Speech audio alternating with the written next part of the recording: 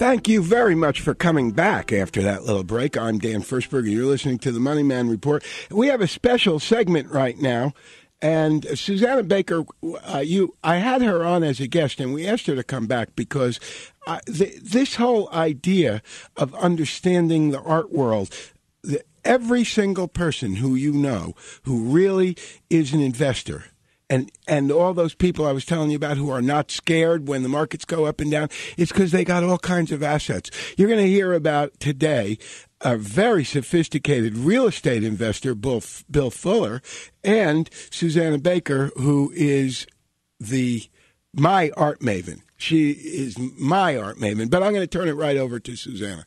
Good morning, Dan and Alicia.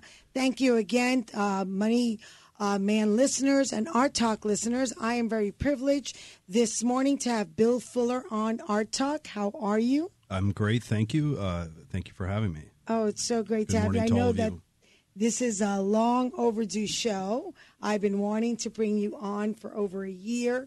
I'm always hearing about Bill Fuller and Little Havana and the Latin Quarter coming back. And, you know, one of the great things is Arttalk always talks about the art happenings from the canvas to the red carpet events. But there's also something that I love to speak about, which is all about the real estate that you're doing and the cultural aspect. Tell people what Little Havana is. There's a lot of people who don't know what that is. Okay, well, you know what, Bill? I'm going to let you answer that question. Okay, I'll take a stab at that.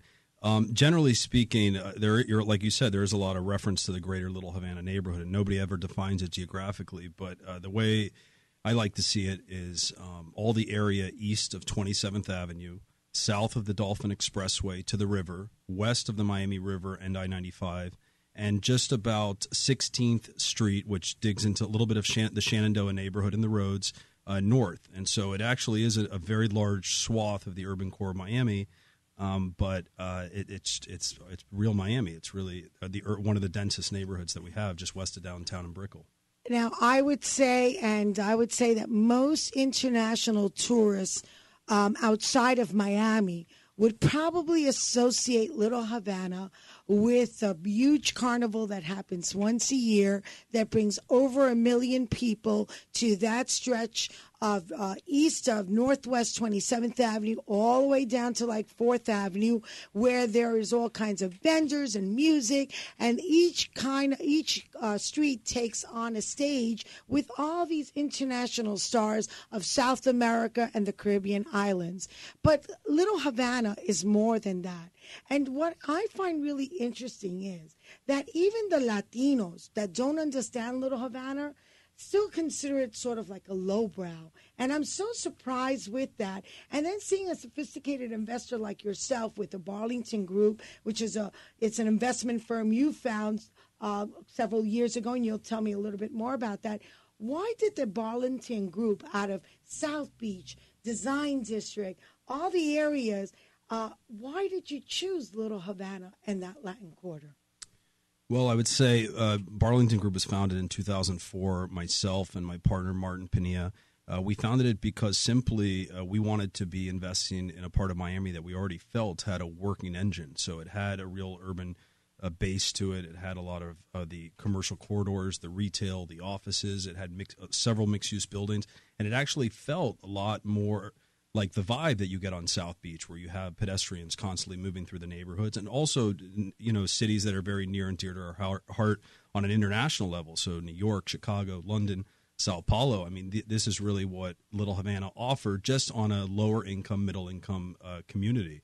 And so we thought that, you know, there's nothing better than investing in a city that we both grew up in and we love in Miami, and a neighborhood that really.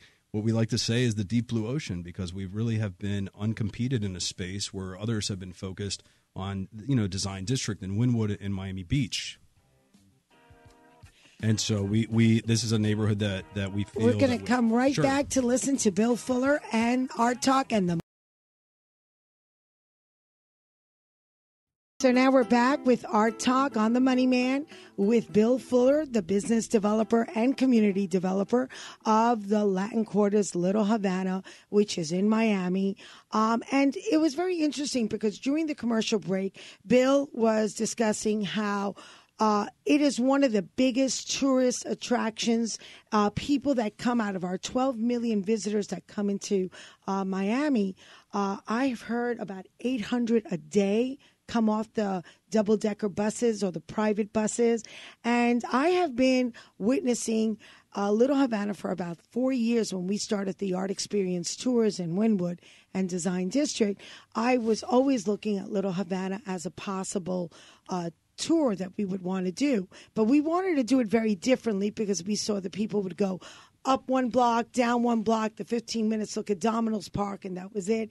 And so we're very excited that within the next few weeks, we'll be rolling out a wonderful Little Havana art experience, which takes people all around. It'll take you from, we're starting with several galleries, Cuban masters, some of Bill's properties, which are fabulous. And that's one thing I want to discuss. Bill, not only are you a developer that you've chosen projects, but you really take a passionate twist with each development you do. You add that culture to give back to the community. Right now, you have taken your time in bringing a very well-known establishment in the 50s called Ball and Chain. You purchased back the same building. You're bringing it back the same way. And I love that about you because everything you touch, you tend to open up an art gallery or you tend to do Concho Market where you bring all these antiques. So you blend the old with the new. Tell us about some of your great, exciting projects that are coming up. So we recognize that the tourism base has increased significantly. We know that it's increased ninefold over the last 10 years. We have about 3 million visitors every year, about 1 in every 4 overnight visitors coming to Miami-Dade County, like you said, are coming to Little Havana. But we just don't want them to come and take a few photographs and just experience the really cool low-scale architecture building that we have that dates back to the 20s. We really want them to dig in and experience the culture and the art that's embedded behind some of those walls and those alleys. So as part of our development philosophy is this idea of bringing front and center a lot of artists and creatives and entrepreneurs and engaging them to bring really unique and authentic businesses that not just tourists to Little Havana, but any type of visitor that would travel anywhere around the world would love to engage in and experience. And that's all part of the building of the neighborhood that we're actively involved in. So like you mentioned, we occupied a 12,000 square foot space that we renovated, the old Capo Furniture building, and we converted it into Concho Market, which now has over 100 antique dealers. I mean, this has become one of the most centralized antique markets in really Miami-Dade, which is a market that generally is not one that has a lot of antiquity buyers and dealers in it. And then other spaces, like you mentioned, the Ball and Chain, really exciting, very exciting project. Ball and Chain opened in 1935, closed in 1957. Count Basie, actually funny story, Count Basie had sued the owner for about $7,500 in past fees, and it shuts down the bar. And really it was an iconic bar at the time. It was one of the most famous west of downtown and the beach that existed. Billie Holiday, Louis Armstrong, Chet Baker all played there. And so we have painstakingly worked on restoring the bar, and we think that it's going to be a true centerpiece for not just the visitors that we have, the foreigners, but also the local visitors, the guests that we'll have, and to experience an authentic mojito and all sorts of really wild drinks that are going to be created, and a really special live music experience that's being done as well. And paired to that is also right behind it the first hotel that we're going to see in Little Havana called the Tower Hotel. It's a 50-unit hotel, dates back to 1926. We're going to introduce a restaurant component to that, and hopefully with that expansion, we're going to see other hoteliers and other entrepreneurs bring in guest houses and bed and breakfasts and really start to further expand the visitor experience that we have to the overall neighborhood. Can I ask you a question, Bill? The Tower Hotel, is that part of the Tower Theater at one time? It's not, and there really is no clear reference historically, but we do know there were a lot of different names. I've asked Dr. Paul George about this, and we do know that there was a gentleman that perhaps carried the name Tower, but we know that the Tower Theater existed, the Tower Hotel. There was also a company called Tower Radio at the time, and a couple of other references that we're aware of to the Tower, but we don't historically have it pinpointed. So there was a Tower Hotel closed down. You purchased it, and now you're renovating what was there. Correct. It's a 3-story, 20,000 square foot building, 52 hotel rooms. Really, it was ahead of its time when it was built. It had actually an elevator that went to the rooftop and had a solarium. So it's really a jewel in the neighborhood that we were able to protect and preserve a building. It hadn't in the last 30 years. It had actually become more of like an apartment hotel. So they were renting the units more by the week. But all of that will change, and we'll really create what we think is an authentic boutique experience, and not one that's highbrow, one that's really for the people in the neighborhood to enjoy and mingle with foreigners, as I think that's going to provide the best authentic experience to get real stories and real anecdotes about the neighborhood. Well, I have to tell you, I've gotten involved in Little Havana. I always wanted to do something there as of the last 4 years. And I was very fortunate to finally come up with certain industry partners like the Marlins Park, that has amazing contemporary, Bill Fuller to see Futurama, the fabulous studios there. You have over like 20 artist studios, I believe, yes, at Futurama. I also met Patty Vargas, who has been instrumental with with Viernes Culturales, which is Cultural Fridays, which is the last Fridays of every month, which I want to get involved with that, with a project called Art After Dark. So I'm super excited. I actually came down as a tourist in the sense because I'm here now since 1989, but I started to really discover Little Havana in the last year, finding great places like Cuba Ocho, Roberto Ramos, amazing collector of Cuban masters and arts, and also Le Coquille. Dan, have you been, or Alicia, besides the tango you were saying? Tell us about that. Well, I haven't been there much, but I've got a question for Bill, if you don't mind. We're talking about all this very attractive, interesting stuff that you're talking about that you're doing.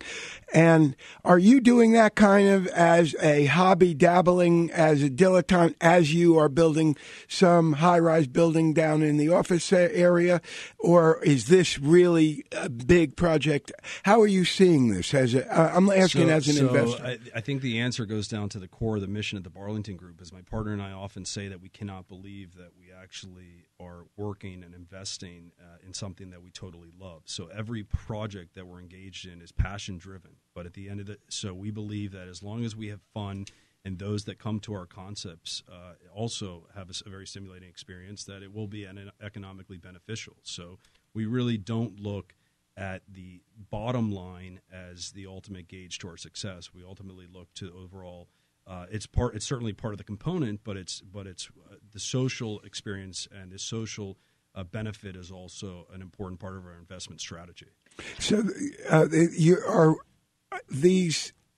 you're building stuff that people are going to, because as a Yankee, I think about, we go to the beach. You go to Miami, you go to the beach. Right. But you're talking about now a kind of inland area that's urban, yeah. and who's going to be staying in these hotels? Are my audience who are listening to us from Paris or from New York or something, are they going to come and stay there, or are they going to go to the beach and go to a bar there? How is that going to be? So tourism undeniably is South Florida's largest industry, especially in South Florida. And I would say that probably 9 out of 10 of the initial visitors that come to Miami are going to go to the beach. I mean, there's nothing wrong with the beach. It's a phenomenal place, world-class destination, and we want them to enjoy such an amazing community down there.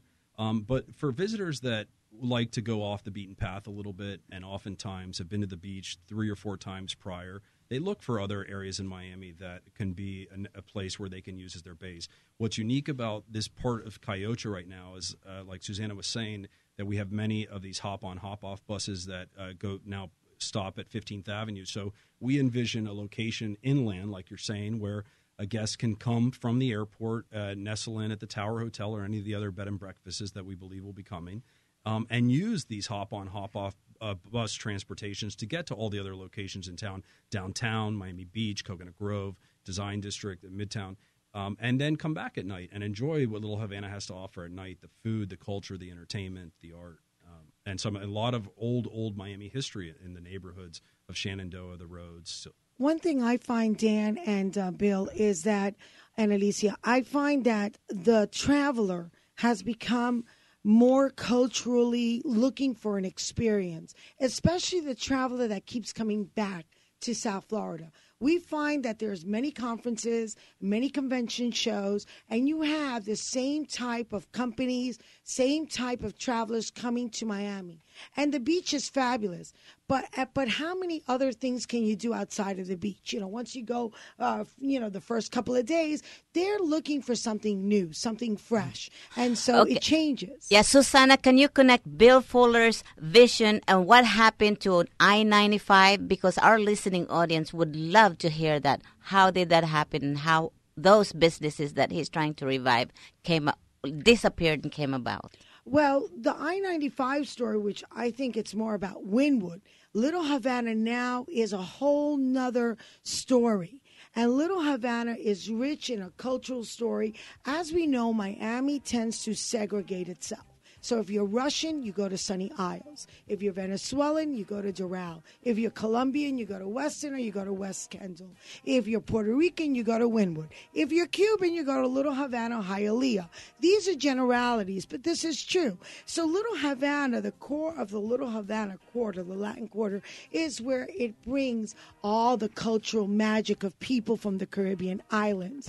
And so now Bill Fuller has revived that, bringing more of a cultural for everyone to enjoy. We have to stop for a little break. Okay. We're going to be right back. And